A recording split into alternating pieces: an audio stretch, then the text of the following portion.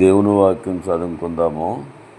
1 కొరింథీయులకు రాసిన పత్రిక 15వ అధ్యాయము 57-58 వచనాలు. ఆయనను మన ప్రభు అయిన యేసు క్రీస్తు మూలమున మనకు జయము అనుగ్రహించుతున్న దేవునికి స్తోత్రము కలుగునుగాక. చాలు.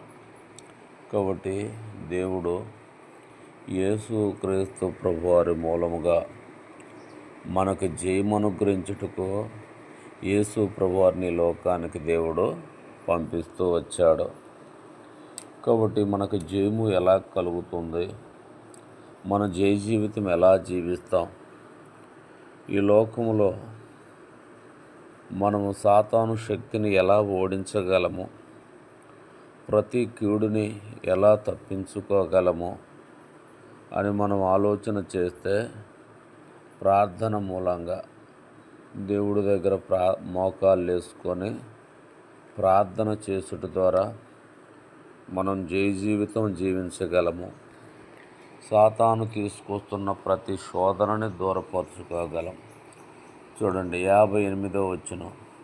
కాగా నా ప్రియ సహోదరులారా, మీ ప్రయాసము ప్రభువునందు వ్యర్థం కాదని ఎరిగి స్థిరులను కదలని వారును ప్రభు కార్యాభివృద్ధి అందు ఎప్పటికీ ఆసక్తులై ఉండుడి.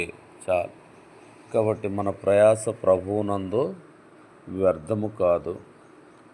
దేవుని వాక్యం చదువుకోవటము, దేవుణ్ణి ఆరాధన చేయటము, దేవుణ్ణి ప్రార్థన చేయటము, ఈ 3 పనుల వలన మనకెన్నో మేలులు కలుగుతాయి. మనకెన్నో దీవెనలు దేవుడు ఇస్తాడు. కాబట్టి ప్రార్థన ఎల్లప్పుడూ చేసినప్పుడు మనం జయ జీవితాన్ని కలిగి ఉంటాం.